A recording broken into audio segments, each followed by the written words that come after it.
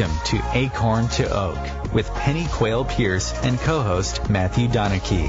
Within each acorn, there is the DNA that strives to be a mighty oak tree.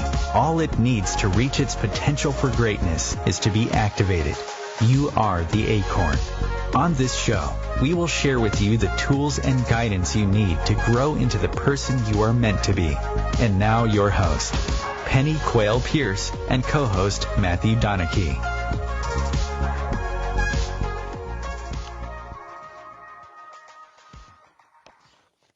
Good evening, everybody. It's Matthew Donachie. I assume Penny's having some technical difficulties, but I'm sure she'll join us along the way. I hope you're all well. It's been a real interesting week over in the UK. Lots of things going on, especially in politics. It's a real interesting time. So the show tonight is going to be the laws of life, and what we mean by that is, from my personal experience, before I did any work with Penny and Acorn to Oak, I didn't have any understanding of sort of how the universe works. So if you had asked me about laws back then, I probably would have come out with a bunch of laws that we have to abide by in society. But what we're talking about is more universal laws. So, and it's very much almost like a roadmap of how to live life and get the most from it. So I'm going to pick a few different laws to go through. And I think the first one I'm going to pick is the law of attraction, because it's something that a lot of people have spoken about. There's been a lot of attention over the years, especially with sort of The Secret and that sort of thing. But one thing I found is with the law of attraction is people either find they get really, really good results, or they may get 2 or 3 good results and then give up on it because it doesn't work. And by that I mean The Secret. So trying to manifest something within your life, whether it be a business, finance, a car, whatever it be. And you may find that when you start using the tool of manifestation and using the law of attraction, it may work once or twice. It's like when you request something from the universe, very much you're going to get a yes first. But the key to the law of attraction is there's a lot more behind it. So there's a lot of lessons to be learned in life. So if you're trying to manifest something in finance to pay off your debts and you think, oh, it's not happening, I can't manifest because I've been trying to manifest a lottery ticket to pay my debts. The reason you're not getting them, or the manifestation isn't happening, is because what part of you thinks it's okay to just go out and build up a load of debt and then ask the universe for a lottery ticket to pay it off. It's just not going to happen. The universe is going to give you a polite response of maybe you need to learn a lesson around this. So you may start getting letters from the people that you owe money to and think, oh, I've been trying to manifest money and all I seem to be getting is letters from debt collectors. And it's like, well, I'm not surprised. So I'm just going to read a little bit about the law of attraction for you. Remember playing with magnets as a child and being fascinated by the way that some objects were attracted to them. Others jumped away, and even more things appeared to be inert and indifferent to the magnets. In your life, you unconsciously transmit your energy and your thoughts. You have drawn towards you everything and everyone who is in your life. Other things and people you have repelled. Many situations have no magnetic pull towards you. So, for example, you may not attract a condition of starvation or homelessness because you're not you're not sending that vibration out, which brings it to you. On a radio transmitter, it broadcasts on a particular frequency. So anyone interested in a program going out on that waveband tunes in, and you are the transmitter. You broadcast the play of your life. You send out either the story of your patterns, emotional energy, mindsets, denials, likes, dislikes, and much more. The vibration you emit is made up of your conscious and unconscious energy, some repellent, some magnetic, and some neutral. The underlying law is that like attracts like. We attract into our lives people and situations that have a similar vibration to our own, or are perhaps going through a similar situation or a similar spiritual path, as I'm sure many of you have experienced. I know I have. Negative qualities such as neediness, desperation, greed, or thoughtlessness transmit on a lower frequency or a lower vibration. If we have elements of these in our nature, we will magnetize someone with similar energy into our lives. Qualities such as love, happiness, generosity transmit a high frequency or high vibration energy, and also magnetize people with similar energy. Our underlying belief attracts situations and people to us. If you believe that you do not deserve, then you will attract people into your life that mirror that back. How many of us can we say you look at people around you and think that some of their behaviour is outrageous, and then when you reflect on it, you realise actually they're just mirroring what some of the things that we do. That And can your be a own tough one. outrageous behaviour. Yes, I know I've done that many times, and you just think, yeah, it's a great way to learn, and it's the universe's way of showing us. It's ultimately trying to teach us all the time if we just listened and looked out. So the law of attraction, it works on many levels.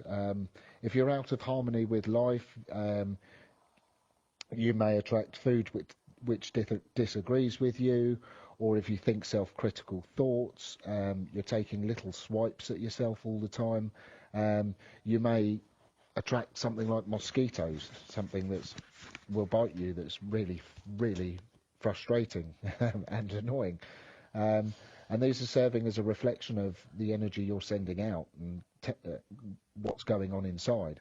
If you're burying rage, you may well draw in attack, and it's just the way of the universe showing you what we need to work on to attract the things that ultimately we would like.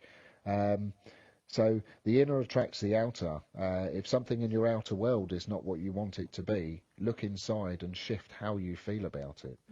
You will then automatically attract different people and experiences. So I think it's really important to, again, it's important to realise that life is a team game. And, yeah, you know, we think we're the only ones here. In some ways, that's got some truth to it.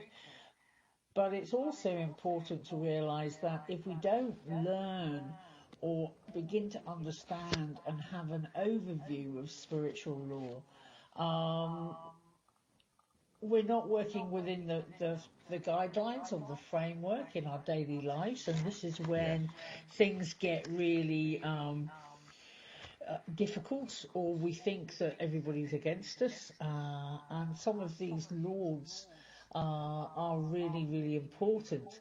And I just wanted to bring your attention to somebody, and if you've not heard of her work before, Diana Cooper, basically she is a great resource in spiritual laws, and she wrote a book on A Little Light on Spiritual Laws, and it's a body of work that when I first found it very much brought the whole point of spiritual laws and looking at how they work in your life and realizing they do have a daily impact. And excuse me, here's me coughing away. got a frog in your throat. And it's really important to realize, yes, the law of attraction, which was made famous by The Secret, is one of the laws of life, and you know, it is really important to understand the law of attraction, but it is only one. And there are many other laws, and today I was basically, in the write-up we were saying we were covering the basic laws of life. And the law of attraction is one of those. But more than anything else, as I was saying, it gives us a framework or an overall framework of the spiritual side of life. So, as I was saying, the basic law basically says, as above, so below. So this, is the first law of the universe. On earth, so it is in heaven. One of the things that, again, Carl Jung, one of my favourite quotes is, if you don't look at your own shadow, then you're not going to experience the heaven on earth. Or, obviously I've turned that one round slightly, but that's basically what he's saying. So, it's really... Matthew, do you have it on speaker? Chris? Yes, you have it on speaker? No. Okay, because we're picking up Penny pretty badly through your mic. Oh. Turn the mic down a little. Okay, yeah. Right, I've turned it down to halfway, so... Okay, hopefully that's better.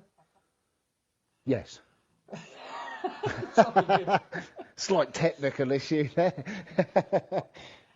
So as I was saying, obviously with the basic law of life, as above, so below, it's very much a case of looking at how that impacts you on in your daily life, and if you want to be with those your loved ones to be happy and fulfilled and prosperous and healthy, it's really important to love them, whatever their behaviour. You can love somebody, but you may not like their behaviour, and it's really important to look at loving somebody unconditionally. You don't have to love their behaviour unconditionally, but loving them and also accepting them. And, in doing that for others, you can also very much do it for yourself. Loving yourself unconditionally and accepting yourself unconditionally. And, the next one is as within, so without. And this always reminds me, and Matthew was talking about this a little bit earlier on in the program, if, knowing that if you don't go within and change what's going on within yourself, then you're going to go without the experience that you would like to attract. And a great spiritual teacher talks about going to a cinema. And when you go to a cinema, you turn up, you pay for your ticket, you probably decide what movie you want to go and see. And, the movie could be a horror movie, it could be a thriller, it could be a drama, it could be a rom-com, or it could be an adventure, whatever it is. But as you go into the cinema, you take your seats, you sit down. First of all, you have all the promotional stuff, and them asking you to buy ice cream or whatever it is. And then you go on to see what's coming, promotional film about what's coming in to the cinema next month. And then basically the main attraction starts. And as the main attraction starts, within a few minutes, if it's a good film, you start to identify with the characters in the movie and you get sucked into the story. And what we don't do is we don't turn around and look at the projectionist box. If we did, all we'd see is white light streaming through and putting the movie up on the big screen. And however much you want that white light to change the picture, it's not going to happen. and live unless you get up and move back to the projectionist box and go into the projectionist box and change the film that's in the projector. And this is very much part of what I talk about when I talk about as within, so without. If you don't go within yourself and do the inner work that you need to do in order to create a new outcome on your big screen of life, it's not going to happen. So again, that's the second law of the universe, is if you don't go within, you will go without. You will go without those experiences. You will go without that love. You will go without that financial freedom. You will go without everything that you want to create unless you are committed to doing your own inner work. Anything you want to say on that, Matthew? I've just taken over and had a rant as usual. Yeah, it is. Honestly, it's like listening to some of the work that I've done before, because obviously when you using breath for life breath work, it's the deep emotional work. So if there's a one-shot tool for learning how to love yourself and that's going to get you there fast, it's breath for life. Because for me, it is very much like your life becomes a film. And when you choose a path to, right, I'm all my skeletons in the closet, bring them on. Let's get through this so that I can get onto a happy life. It is like your life becomes a movie because everything's shown to you. And it's interesting. A lot of people on a spiritual path. I meet a lot of people that have said that, oh well, I've done some Reiki, especially Reiki. I did some Reiki on myself, and it was really good. But then it started getting scary, and I'd sort of laugh, not in front of them, but I sort of laugh because when you sign up to do an energetic tool or energetic medicine like breath for life breath work or Reiki or whatever it is, people don't get that they're actually giving permission to the universe to help them heal themselves, and the universe takes that opportunity very seriously. So when people say, oh well, I tried it for a bit and then I didn't like it because it got scary, my interpretation of that is actually stuff started coming up to be healed, and rather than step it up a gear and push through it and work through it, they've backpedaled, and it's kind of go back into that suppression. And of course that's just going to create the same patterns that Penny was talking about within your life. If something keeps coming back at you, there's a reason why. There's something you need to get around it.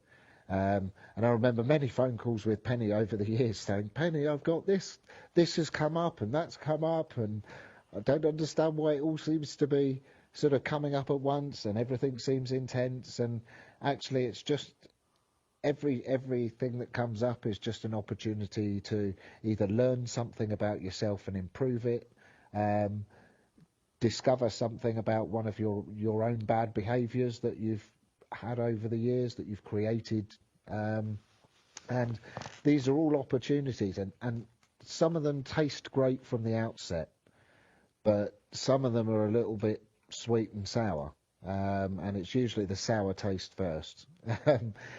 But if you really look at what's going on around you in work situations, family situations, it's a map for what's going on inside you. And the experiences that you are going through is just because that's the pattern or the program you're running on within your subconscious. So, yeah, it's a real powerful one for me because I know how much difference it makes. And yeah, we're just it's life's a game, and it's about time we realised it and took the lesson. So we'll be back after the break and look forward to speaking to you then.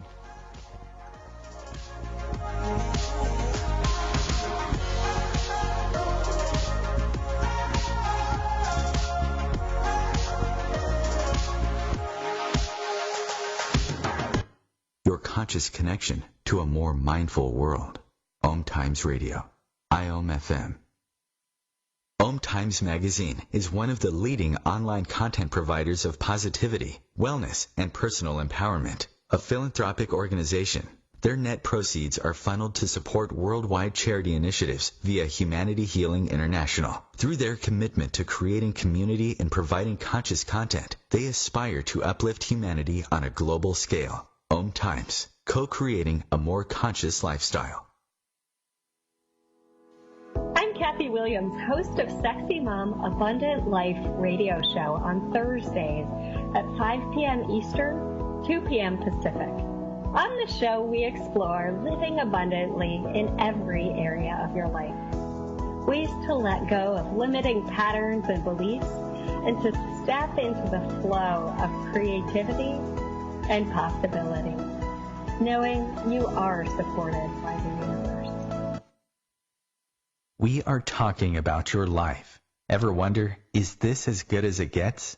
No, it could be so much better. At Acorn to Oak, we know you are seeking more happiness, joy, unconditional love, financial freedom, passion, and purpose. Find your unique mojo and live an extraordinary life. Want to know more? Contact us at our website, acorntooak.org.uk.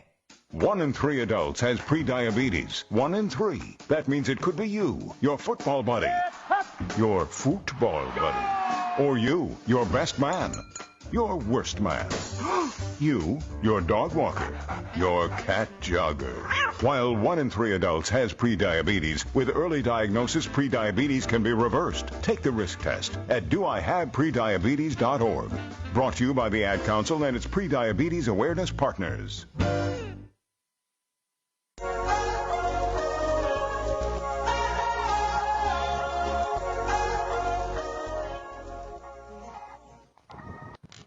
Hi, I think some of the different aspects of dealing with spiritual law and realizing that there's nobody out to get you. That life is not personal. It is just what it is. And if we understand the laws of the universe, we can help them work for us in a very beneficial way. So the first one, again, I know we've talked a little bit about the law of attraction, but I also wanted to talk about the law of request. And we forget that we can request things, as long as we're doing it in a clean and effective way. It's important to remember that we have to respect each other's lives, and if we rush in and interfere in a friend's concern in an attempt to help them, you will quickly lose that friendship, because people like to be able to make their own decisions. And it's very much the same. We take it out on the universe when we don't receive the things that we would like to receive, or why can't I have a helping hand? And doesn't God know I'm going through a terrible time right now? But we haven't asked for the help, and we haven't requested the help. And Spirit is not going to come in on a big white charging horse going, I'm here to rescue you. It's up to us as mature, adult, spiritual beings to actually ask for help when we need it. I have learnt this one the hard way in my life, because there are times where I haven't wanted to bend my knee and I haven't wanted to ask for help, and again, ego gets hold of it and it thinks I'm intelligent enough to work this out myself. But we tend to make it more difficult for ourselves when we do that, and if we ask for help and we ask the divine for intervention, then we actually put the law of request into action.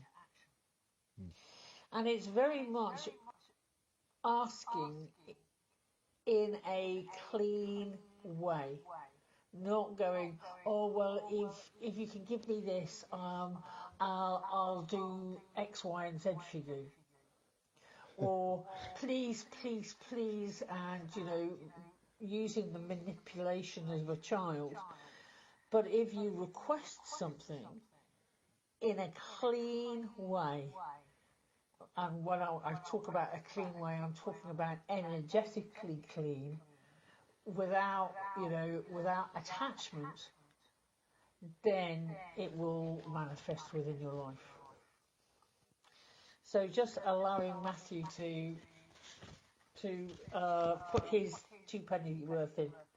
Yeah, I think just to say that the reference I made when I was talking about the law of attraction, about trying to manifest a large amount of money to pay your debts off, that was about me.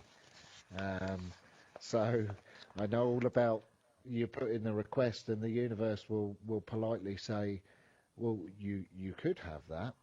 However, you need to learn the lesson in it first. And this is very much, again, with when Penny says putting it out energetically clean, if you have an attachment to it, i.e., it's almost like a greed, the way I see it for myself is it was a greed attachment, then you're not going to attract what you've asked for.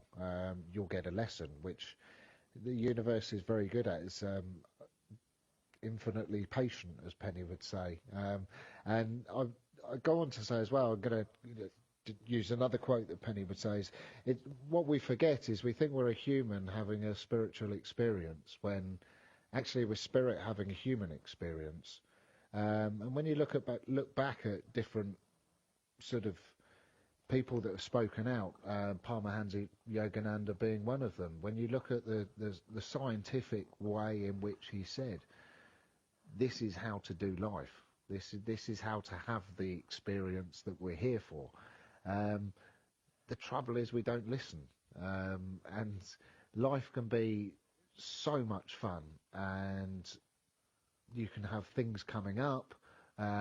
So, for example, we're doing a 6-day intensive next week.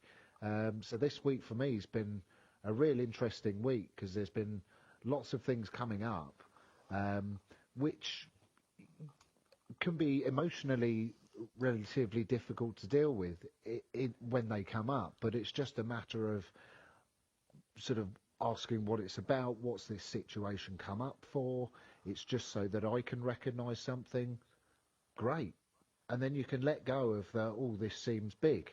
So I've had one of those weeks where I've been cooking on gas, and even when things have come up, it's just a matter of asking, okay, what's this about? Rather than going into my head and making it some big thing, it's a case of, well, what's the emotion? What's the situation? What do I need to get from this? And then that's it. You've got the information you need, and then all you need to do is act on it. So for me, some of it is like pattern interrupting, and that's something else that obviously Penny teaches, and that's if you keep going round the same old record, and you're getting the same result. It's like Einstein would say, insanity is doing the same thing and expecting a different result. Well, if you're always getting the same result, it's using a pattern interrupt to scratch the record. So one of mine is going out for more runs, and it's something that I've almost been starving myself of, because I've always been and loved physical activity, running, especially getting out into nature, martial arts I've done, but I hadn't been running for a long time, and it's something that I would I'd be sitting there doing some work, and it's like, I could go for a run. But I wouldn't, because I would tell myself stories, no, I've got to do more work, rather than take you haven't got half time. an hour out. Yeah, it is that, I haven't got time, I've got to do this work. And it's like, well, what's more important? Actually, my happiness is, not the work I'm doing. So when I say pattern interrupt, it's like when you have the thought, it's act on it. Don't let the questions in. Don't sort of, I can't do this because of this. And we limit ourselves so much in our lives because we tell ourselves, oh, well, I've got to be there to do that and got to be there to do that. And half the time, all these things are for other people and not necessarily for ourselves. So that's another. It moves us on really, really well to the law of resistance. Yes. Resistance is it's a fantastic law. Yeah. And the more we resist, the more it persists. So the more we resist something, the more it will just keep on coming up and keep on coming up and keep on coming up. And it reminds me of I was watching two kids at play, and the little girl had set up her tea party in her garden playhouse, and she was calling her brother to come in to have some tea. But when he actually went down there, and I was watching my son didn't get involved at this stage, but I was just watching the play between these two kids. And as soon as he came down, she made sure he couldn't get through the door, because she actually wanted Hector to join her, not her brother, but she didn't have the language to say that. And so she was holding him out of the door. And the more she held the door tight, the more her brother kept on pushing. And it turned into a right little argy-bargy, as you can imagine, with these two kids, one trying to get in and one trying to keep them out. And it calmed down in the end. But it was just reminding me of the resistance and the persistence. What persists, what you resist persists. So she was resisting him, and he was not going to take no as an answer. Yeah. And it's amazing when Matthew was talking earlier on about magnets repelling each other. And, this is also the law of resistance. It always reminds me of, which Star Trek was it? I think it was Voyager, when you got the Borg and they were just, resistance is futile. Yeah. Because it is futile. And there is, one of the things that I think you learn as you grow in more spiritual awareness is that resistance is futile, because the universe is infinitely patient. Infinitely patient. Yep. And will keep on bringing the same thing to you time and time and time again until you get the lesson. And once you've got the lesson, the resistance becomes absolutely not there anymore. And therefore, that bump in the road is flattened. And I think one of the things I have noticed in my own life and in my own journey is that when I resist something, it's purely because I don't want the learning. Because I think, or I should say, my ego thinks I know better. And it's giving it up and realising the universe is infinitely intelligent. I just need to get behind it. Okay? So, again, handing back over to Matthew. Yeah, I think. Laughing.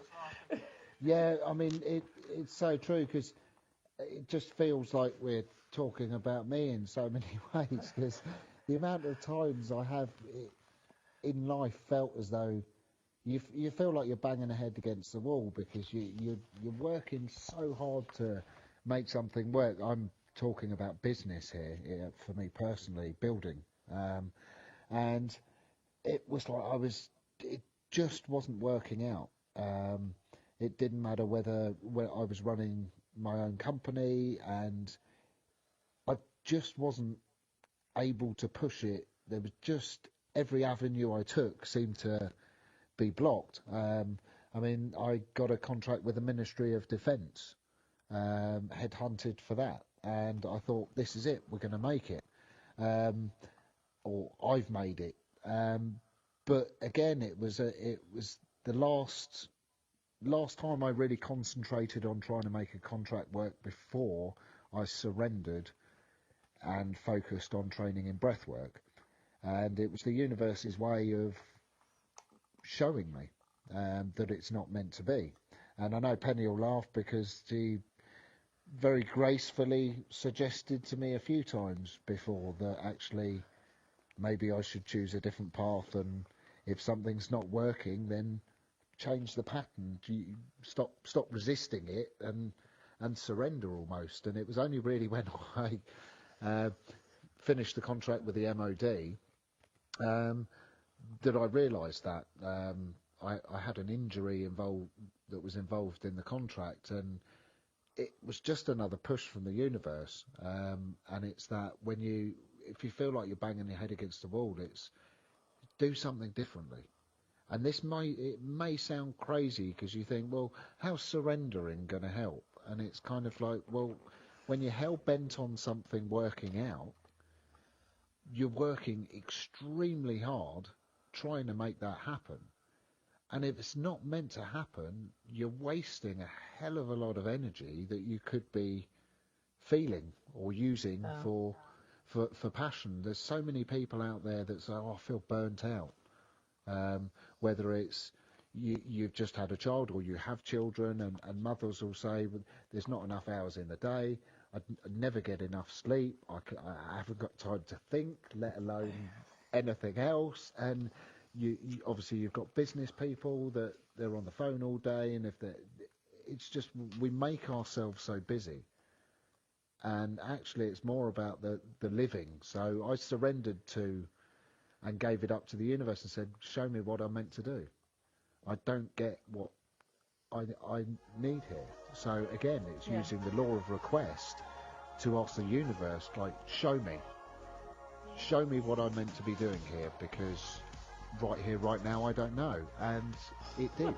So going into another commercial break, so we'll see you on the other side.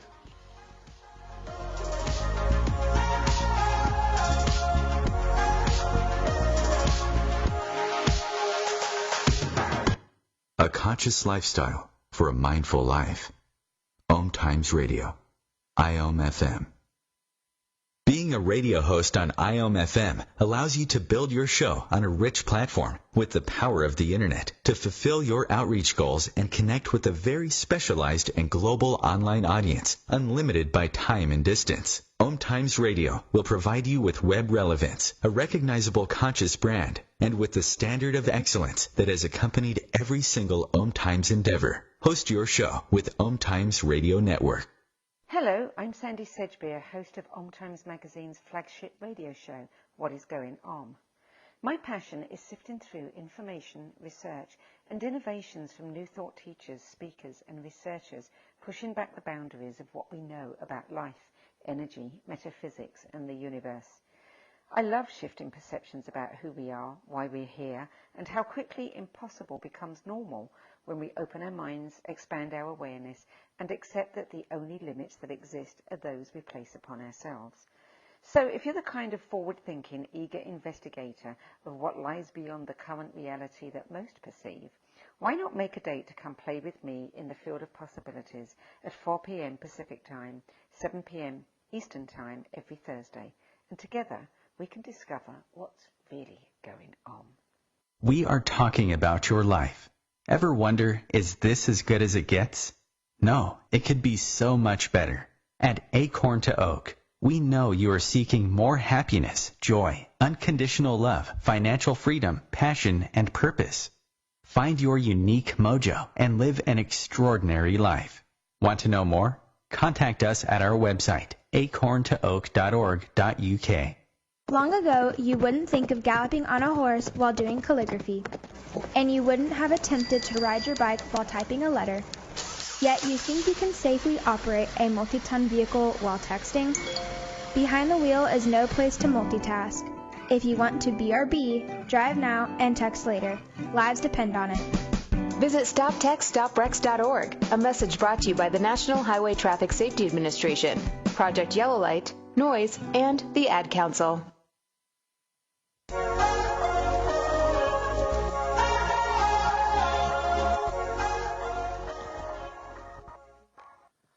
So, coming back, we're just about to start talking about the law of reflection. You know, the earth is an amazing place of learning, where you constantly are being given the opportunity to look at yourself in the mirror. And the mirror of the universe is so honest and accurate that your deepest secrets show up in its reflection, and your deepest fears also show up. And every person and situation in your life is a mirror of an aspect of yourself. As within, so without. When you see yourself in the mirror, you may not like what you see. You may claim that the reflection is distorted, but rarely insist that it is somebody else entirely that you see. When the universe presents us with someone or something in life which is equally a mirror, we can rant about it, we can deny it. However, the spiritual law of reflection reminds us to look in the mirror of change ourselves. So, you know, reflection is a little bit of a game changer. And when we realise that we can others, or we can look within ourselves. And, you know, life is meant to be entertaining. And it's meant to be fun and joyous and a place where we don't take ourselves too seriously. But we tend to take life way, way too personally. And it is looking at it and realising that the law of reflection can really make us wind our own necks in. Yep. So, again, it's just looking at it and going, you know, sometimes when I look in the mirror I go, my God, who's that? And then I suddenly realise, oh my, it's me. And really, sometimes we just need to do that. Maybe make a face in the mirror, or laugh at ourselves, or do a silly dance. And realise that we're not meant to be taking this bodysuit and this personality too seriously. So, handing over to you, Matthew, you want to add to that? Yeah, I think using, obviously we use a reflective practice, and one thing that when I started doing reflective practices and using it in my daily life, what really helped me, it made me realise where my behaviours weren't actually helpful, and it enabled me to change them. One, for instance, and it sounds really simple, but went into a garage on the way to my work. I got a couple of bottles of water, got a coffee, and a few other bits. And it was only when I left the garage and I got to work, which was only 10 minutes away, that I thought, hang on, that was only £4 or £4. And I thought, that's a bit cheap. And I looked at the receipt and they hadn't charged me for the coffee. And the first thing I thought was, oh, that's a bonus. Whereas actually when I reflected on it and thought, actually, they didn't pick up on it. nor did I. So I wasn't I didn't sort of steal it, but if I didn't go back and admit it and offer to pay for it, it's not within my morals. So I did. I went back to the garage and I said to them, I was like, look, I came in this morning and I brought a coffee, but nobody charged me for it. And the lady behind the counter looked at me as if I was mad. And she said, well, what do you want me to do about it? And I said, well, I'd like to pay for it because I've had that coffee, but I haven't been charged for it. And she smiled and said, you know what, that's really nice to hear. And she made me a coffee and gave it to me free. So and this is the thing, when you look into the reflection of it, it's kind of like she was so impressed with my honesty, she gave me a free coffee, and that was on top of the one that I hadn't been charged for in the morning. And that's when I looked up at the universe and smiled and thought, I've got 2 coffees because I've been honest. Yeah. And it just bugged me. It was the little situation around the fact that the first thing my brain thought was, oh, bonus, I've got something for nothing. And how many times in my life had I thought that when actually I had a different choice? And that's what reflection allows you to do. It allows you to make different choices next time and change your actions. That is so important. And it's happened a couple of times in my life when I've realised I've walked away without paying for something, and I've turned around and gone back. And it's amazing how people just love meeting other honest people, and it's, you know, there's enough honest people in this world. But it's when, you know, as you said, that mindset of, oh, I've got something for free. Whereas in fact, what you're doing is you're killing your own self. And you know, one of the last laws that I wanted to make sure that we covered this evening was the law of projection. And the law of projection is very much a link to how you reflect yourself back to others. So we all perceive outside ourselves, the mirror, something within. So it's really important. The truth is, you can only see yourself. You can only hear yourself. You can only talk to yourself.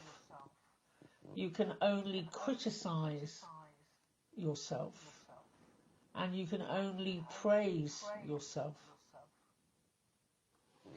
And this is, again, it was a law that I had a little problem getting my head around. Because until you suddenly realise that everything that comes out of your mouth is you're talking about yourself. So all of that rant or tirade against people, other people, is that's how you think of yourself.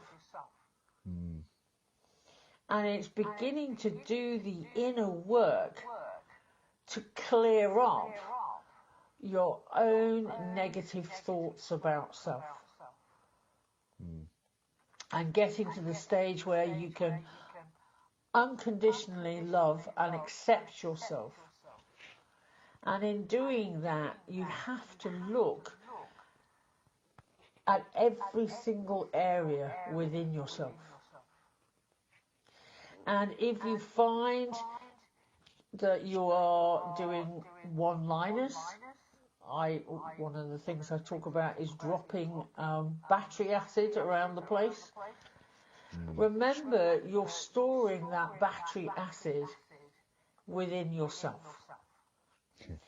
And the only reason you project it is because you're trying to get rid of it out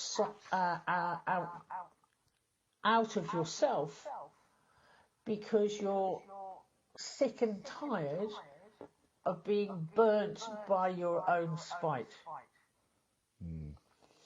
So, projection, it again goes hand in hand with reflection. Yeah. So it was just something I wanted to cover this evening, because we've been talking about the basic rules. And it's very much a part of beginning to learn that all of these different rules, of basic rules that we've been covering tonight, gives us a handle on how we can begin to change our own daily life experience. So I'm sure there's probably a few different questions, and we're always open to questions or people wanting more clarity. And just to finish off this evening, I wanted to spend a couple of minutes on the law of attachment, because again the law of attachment goes hand in hand with a lot of the talk around The Secret and the law of attraction. When we're attached to something, or we're attached to the outcome, we spend more time pushing away that item that we desire to manifest. Yeah. And again, if we're attached to things, it's very much a case of I've got to hang on to it. I've got to keep it close, or I've got to keep that person close. And what you actually do is you become a puppet on a string to your desire. Okay? I mean, the universe is a soup of energy, which is constantly swirling and moving. And like attracts like. And certain energies repel. So when you're attached to something, it actually repels that item. Okay? So it's really important to look at what you're attached to and what you're not attached to. Just a quick story. We're moving out of our house on Sunday, so we've got 3 days left to finish packing up.